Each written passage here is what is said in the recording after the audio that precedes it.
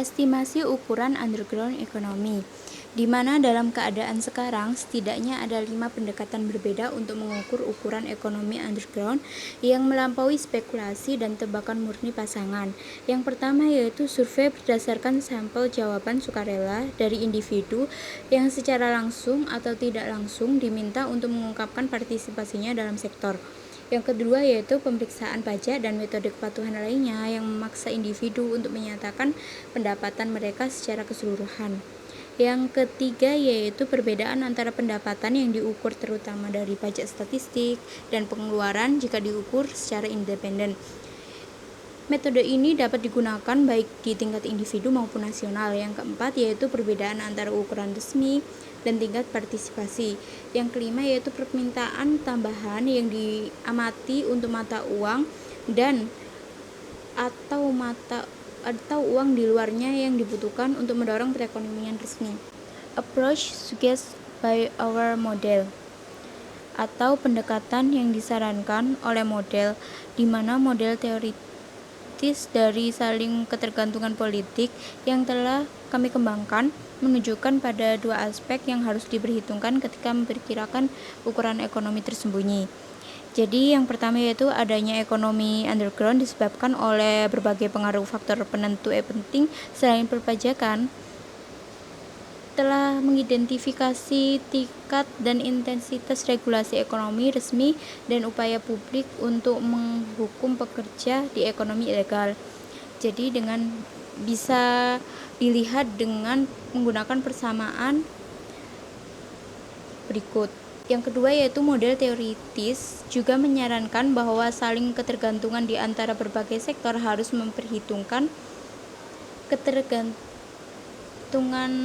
ini sejauh ini telah diabaikan sepenuhnya oleh semua pendekatan. Yang kedua yaitu telah dikemukakan cukup sulit untuk mendapatkan persamaan perilaku pemerintah dan birokrasi yang cukup spesifik untuk masalah yang dibahas ini. Ada dua skenario perilaku yang menunjukkan masalah estimasi yang diciptakan oleh saling ketergantungan dan kesulitan yang timbul untuk mengidentifikasi statistik dari hubungan tersebut, yaitu skenario A pemerintah dan skenario B pemerintah. Jadi untuk skenario A pemerintah, poin yang pertama yaitu melihat bahwa dukungan dari birokrasi menurun. Bisa dilihat di persamaan 3 di makalahnya. Menghubungkan ketidakpuasan pada birokrat dengan fakta bahwa kekuasaan mereka menurun karena orang-orang beralih ke sektor underground. Untuk pengembalikan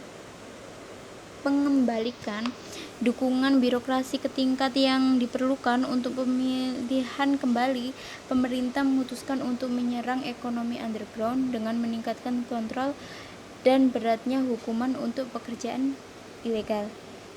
Jadi fungsi kebijakan pemerintah bisa dilihat di persamaan 7.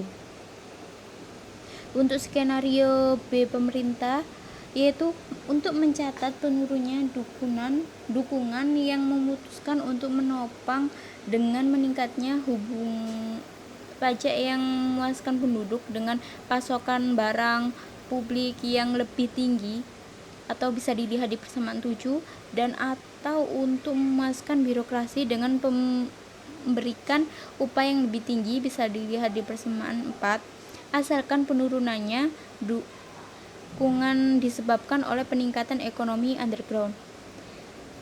Fungsi kebijakan pemerintah atau implisit tampaknya bisa dilihat di persamaan di bawah ini. Baik, selanjutnya yaitu mengenai estimasi kurva lever, yaitu untuk meningkatkan tingkat pajak dan juga meningkatkan penerimaan pajak pertama. T sama dengan T bintang adalah sebuah pencapaian maksimum dan juga kenaikan pajak selanjutnya yang akan menyebabkan penurunan dari penerimaan pajak.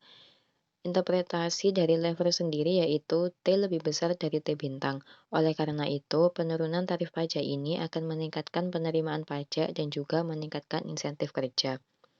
Laporan dari OECD pada tahun 1975 yang mensurvei semua studi tersedia pada saat itu, ditemukan bahwa variasi pajak tidak menyebabkan perubahan penting dalam penyediaan tenaga kerja. Sedangkan menurut Hemming dan Kay pada tahun 1980 menyatakan dengan lebih jelas bahwa bukti berjalan dengan kuat menentang argumen bahwa tarif pajak di Inggris atau di negara lain pada tingkat yang hampir mencapai pendapatan pajak maksimum yang diperoleh. Lain halnya dengan perkiraan underground economy, studi ini dapat dikritik atas dua alasan. Yang pertama yaitu penerimaan pajak tidak hanya bergantung pada tarif pajak, tetapi juga pada tarif determinan lainnya. Seperti pada persamaan tersebut, yaitu masalahnya bukanlah apakah orang berhenti atau tidak bekerja ketika tarif pajak naik, tetapi seperti yang dikatakan oleh Lever dan yang lainnya, yaitu apakah mereka terus bekerja di ekonomi resmi atau beralih ke underground economy. Kemudian, kritik yang kedua yaitu saling ketergantungan antara persamaan pajak dan kemungkinan reaksi kebijakan oleh pemerintah dan juga birokrasi yang harus dimasukkan dalam model estimasi.